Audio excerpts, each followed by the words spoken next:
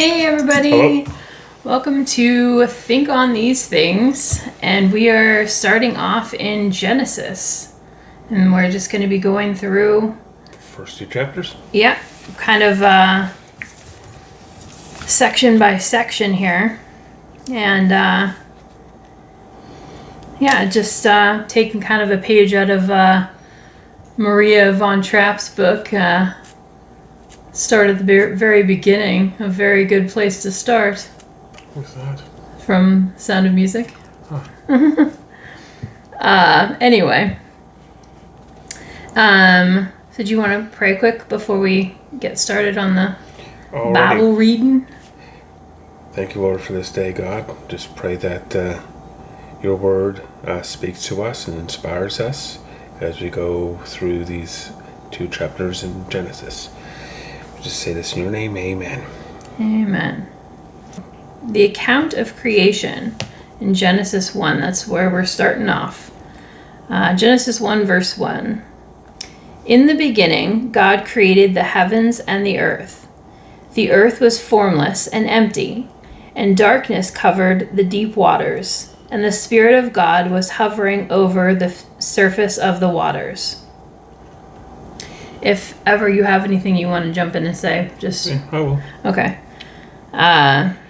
Then God said, "Let there be light." And there was light. And God saw that the light was good. Then he separated the light from the darkness. God called the light day, and the darkness night. And evening passed, and morning came, marking the first day. Then God said, "Let there be a space between the waters to separate the waters of the heavens from the waters of the earth." And that is what happened. God made this space to separate the waters of the earth from the waters of the heavens. God called this space sky. And evening passed, and morning came, marking the second day. Fine. Yours says space, mine says firmament. Okay. Yeah. Yeah, different translations will say different words, but yeah, he's got the King James version, and I have NLT that I'm reading out of right now. So that's the New Living Translation. We're gonna add anything else to that, or No. Oh, okay. I didn't want to cut you off if you. Nope. Okay. That was it. I could add something later after we kind of go through it. Oh, okay. So verse 9, then God said, "Let the waters beneath the sky flow together into one place, so dry ground may appear."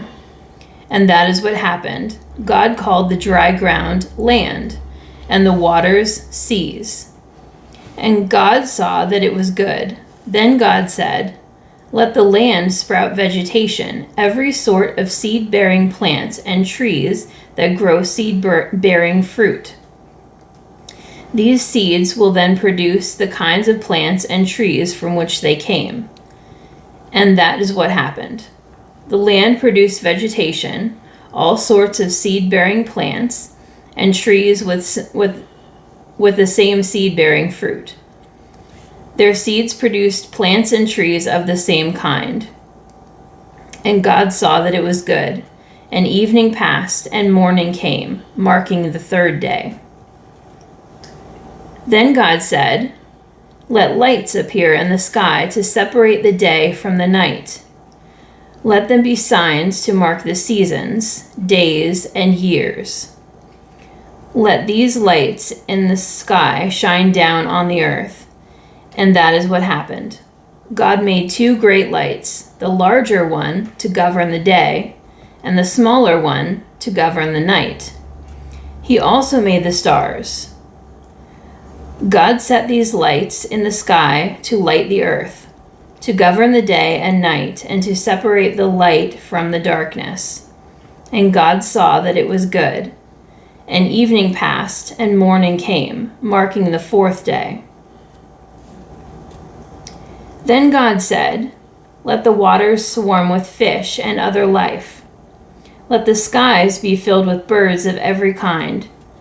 So God created great sea creatures and every living thing that scurries and swarms in the water, and every sort of bird, each producing offspring of the same kind. And God saw that it was good.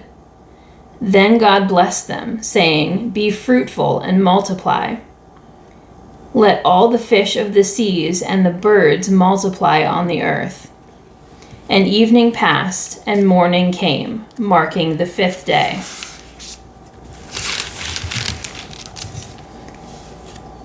Then God said, "Let the earth produce every sort of animal, each producing offspring of the same kind, livestock, small animals that scurry along the ground, and wild animals."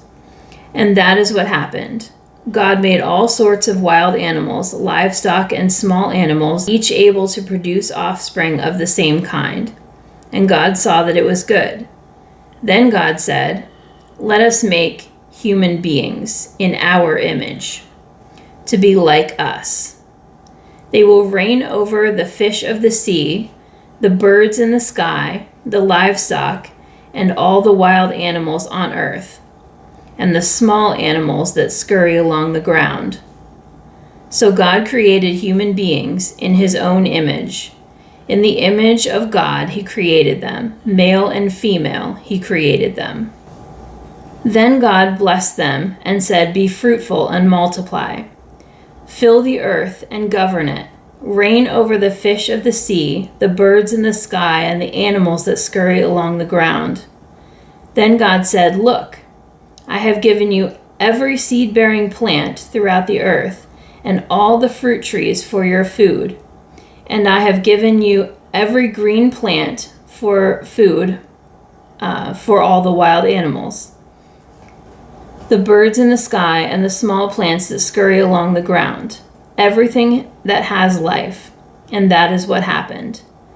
Then God looked over all he had made, and he saw that it was very good. And evening passed, and morning came, marking the 6th day. So for chapter 2, then I'm going to switch over to the Message Bible, because I just like the sound of that one better. And I'm going to switch to my other King James. Oh, you're funny. Yes, you are. You are a hoot. Okay, let me put this out of the way for now. Okay.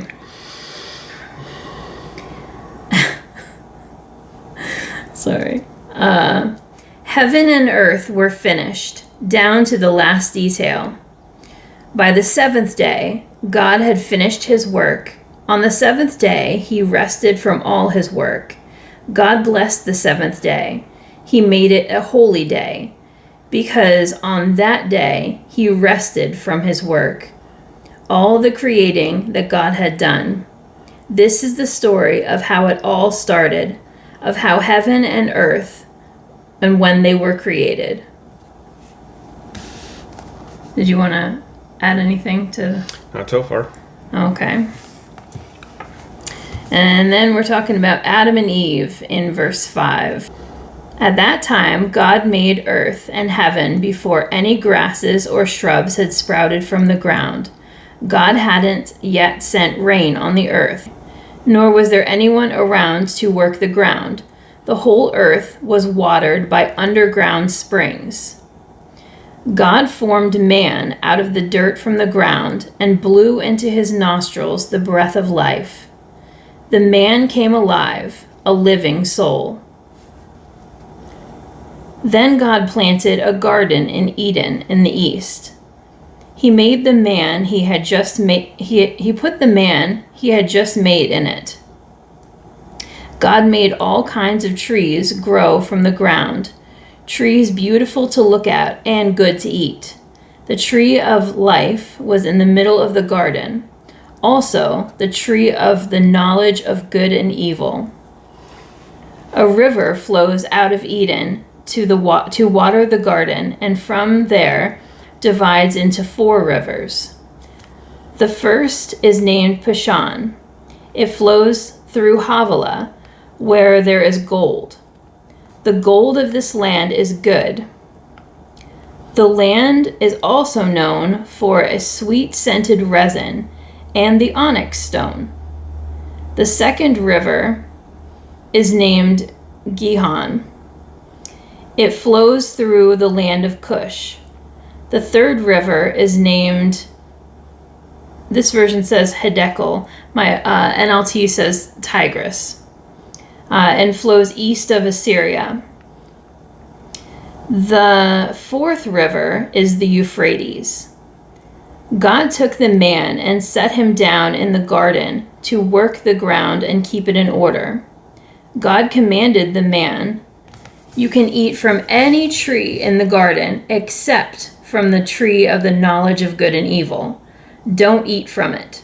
The moment you eat from that tree, you're dead." God said, "It's not good for the man to be alone. I'll make him a helper, a companion." So God formed from the dirt of the ground all the animals of the field and the birds of the air, and he brought them to the man to see what he would name them. Whatever the man called each living creature, that was what its name was.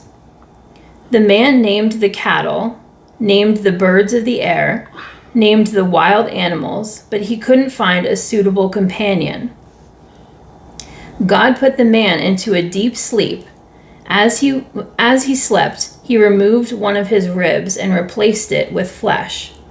God then used that rib that he had taken from the man to make a woman and presented her to the man. The man said, "Finally, bone of my bone, flesh of my flesh. Name her woman, for she was made from man." Therefore, a man leaves his father and mother and embraces his wife. They become one flesh. The two of them, the man and his wife, were naked, but they felt no shame. Oh, we forgot to do that. You're so funny.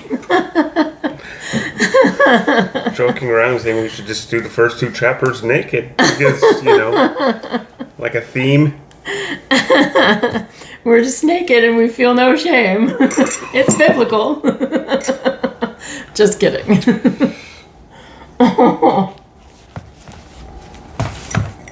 So what do you have to add about this here? A couple chapters that we just read.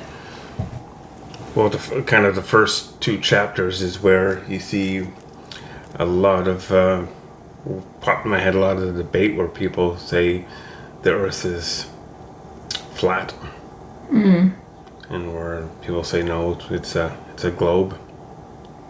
Yeah. And they pick parts from it and go, hey, it says it's like this.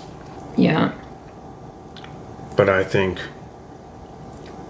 through how he created everything in order purposely, is he created plants first, because plants produce oxygen. Yeah. Then he made the animals. And then he probably made the human beings last because he didn't want to listen to us putting our opinions in. Yeah. That's why he made woman last anyways. Oh, listen. Okay. Sure you gonna do it that way? No. Okay.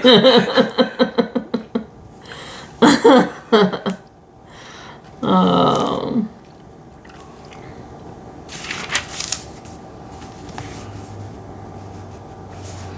I just thought that was kind of like this is the very first surgery ever performed was when God took Adam's rib and made a woman. Yeah, it was. I guess the first surgery, wasn't it? Yeah. So how do you figure this could be applied now? First two chapters. The part where it said he made them male and female. that kind of speaks to the Yeah. gender issues of today. But aside, when he's pretty clear on that male and female, that's it, done and done kind of thing. So,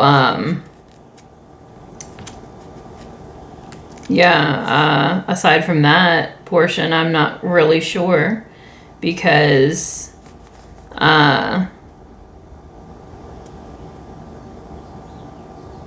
What I think is neat, and I think it's like just kind of telling a story about how this all came about, well, Adam and Eve sinned. Then it made everybody kind of a generational curse kind of thing. It's like kept with everybody.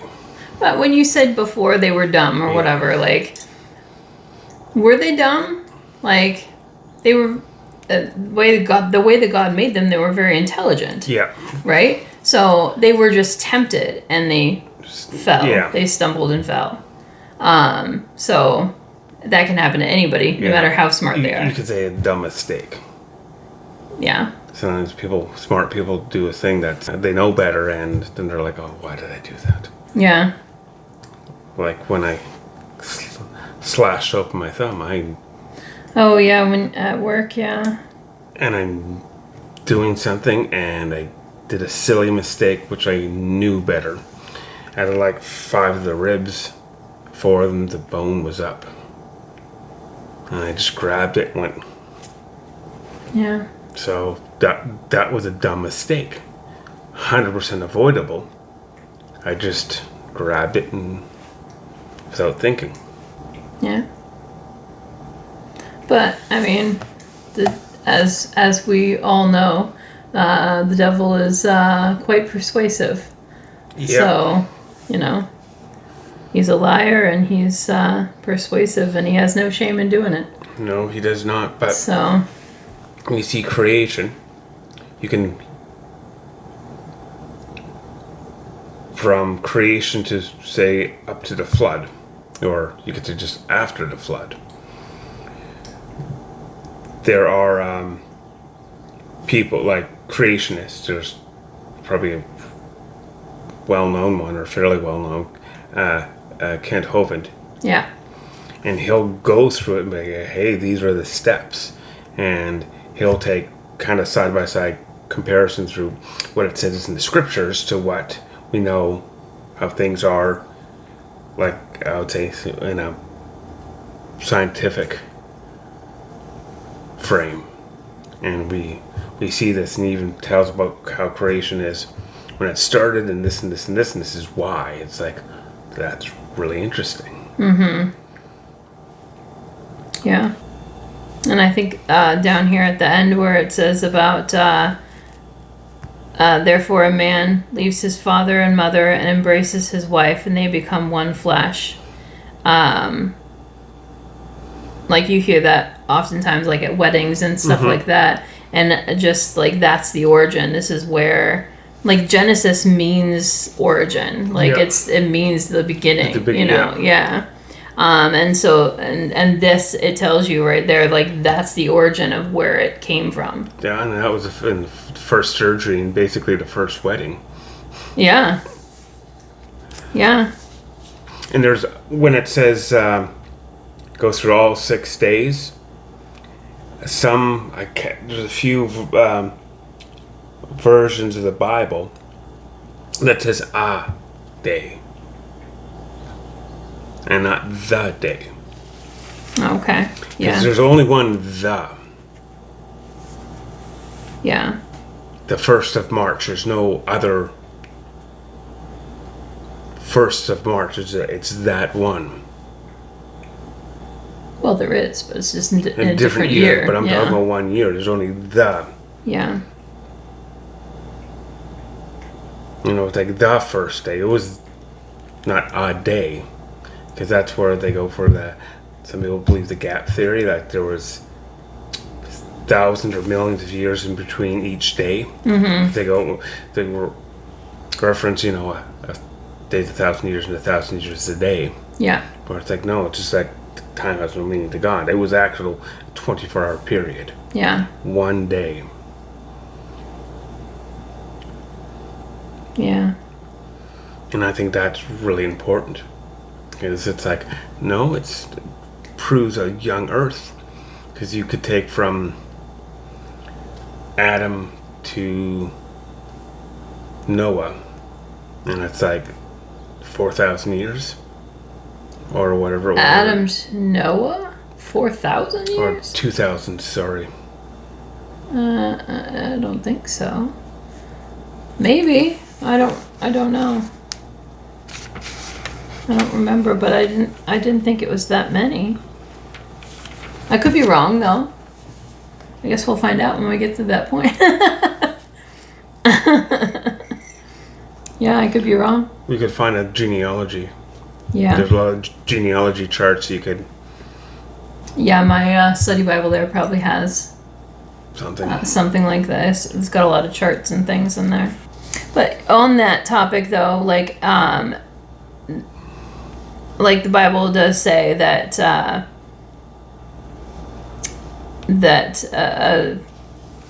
a year or what does it say? Days, 1,000 years, A 1,000 day of years the- a day. The Bible does say that it's like a day is 1,000 years to God, and 1,000 years is like a day. So it could be that God took his time, and that's what I kind of feel is that, because he's a creative God. Mm-hmm. Like, I kind of feel that he took his time creating everything down to the last detail, and making sure it was all perfect. Oh, okay, so you think there's... That's kind of his thing, making perfection, and so I kind of believe that he took his time, and it wasn't necessarily like, yes, he could speak it into existence, and he may have spoken it into existence, but then did he tweak it? And how much did he tweak it? How long did that tweaking take? Like, Oh, okay. Like he could have said, when he said light or whatever, like, okay, so then the light appeared, but what form was it in? He shaped it. And he, like, the moon has, like, gray marbling and whatnot through it. Like, he put that there. Mm-hmm. He designed it to be exactly that way. And how long did that take him? I think it was just like he spoke it and instantly they're perfect. You could be right. Like he spoke everything and it was perfect. Yeah, you could be right. But, I mean, he likes to be creative. Yeah, I know. He's an artist. So, like, artists take their time on things. Well, human artists take their time because they can't... David didn't go...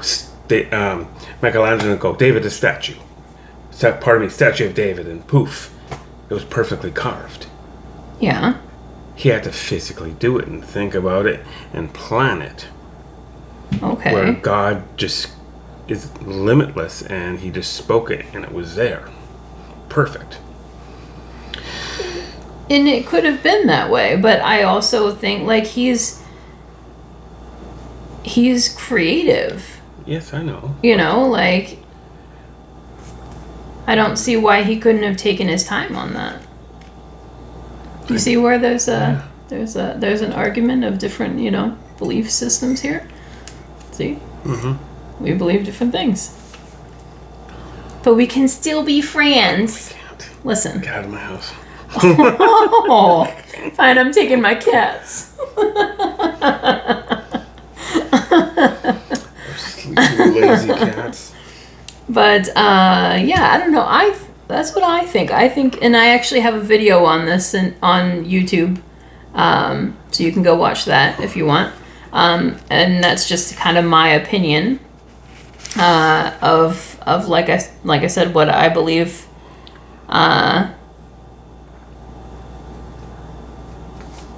And I think that video also talks about when God created Satan and kind of breaks things down as far as like the days of creation and all of that. Okay, where does mine say? Okay. Because someone had asked me on TikTok, in a video I posted, they left a comment, and so I made a video there, and I just kind of transferred it over to YouTube for your viewing pleasure. And yeah. So anyway, that's just my opinion, and yours might differ, and that's fine. See, this is where I believe angels were created. It says this is Genesis 2, verse 1. Thus the heavens and the earth were finished, and all the hosts of them. So I think that was, the rest of the planetary systems, stars, nebulas, you name it, all there. And the hosts, which were in like heaven, where God dwells. He created them at the same, like there. That's when they were. Is that... What is host exactly? Is that like... A large number. Usually it's after they would refer to an army. And a multitude of people or a multitude of... Because it's also like something that is basically holding something, right? That you're thinking hoist. No. I'm thinking host, like someone who's hosting a party. They're holding a party, right? Okay. Or like the sky is the host for the moon and stars and the sun. You know what I mean? Like, so like, how are they meaning the word host? I think the multiple and the hosts of them. I think they're talking about a multitude of stars or planets or angels in heaven. Because this is the one I read that from the... Oh, goodness. So, mine says, chapter 2, verse 1, so the creation of the heavens and earth and everything in them was completed. That's what mine says. Oh, okay. Yeah. That's from the NLT that I was reading at first. And then I switched to the Message Bible. And it says, heaven and earth were finished down to the last detail. Which I just liked the way that sounded. Because, see, that to me says God is an artist. Mm-hmm. Which is my thinking of the whole thing. And there is a lot of details. And, on this here planet and the, all the stars and everything in the... Yeah, well, even how our solar system is. Yeah. They call it the Goldilocks effect or the Goldilocks spot. It's just right. Because if we're any closer to the sun or any further away, it would be drastically changing our planet. Yeah. Then if you go further out, there's Jupiter.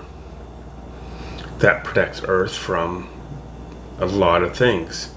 Just the gravitational pull and the thing that would like be a planet killer gets sucked up. It's like, he's like, mine, and gobbles it up. Yeah. Then we have an asteroid belt to help us protect against. So everything was designed purposefully, just how our planets are aligned. Yeah. And how our moon is and the size of it. Yeah. Everything's like fine-tuned. Yeah. Well, I think, I don't know. Did you have anything else to add there? No, just that I'm right and you're not. Oh, listen. Okay. Wow. So I guess then, we'll Go through. next week. Yeah, we'll start in. We could do chapter 3, 4. Do you want to do 2 at a time? Well, no, I'm wanna... kind of going through it as it makes sense. Okay. And kind of stopping where it makes sense to stop, kind of like at the next kind of idea subject or Okay. There's 50 chapters in this book? In Genesis, yeah. Because the thing is that, you could have a whole Bible study maybe done on like 2 or 3 verses. Yeah. That's the neat thing. Just because, so that's, stopping where it makes sense to stop is, sometimes the best way to go through it. So I think that's what we're gonna do here, and I don't know exactly how far we will get, but we're gonna start off in Genesis 3 Neato, next burrito. week. Yeah. So yeah, that's all. So we'll see you guys next see you later. week. God bless. Bye bye. Bye bye.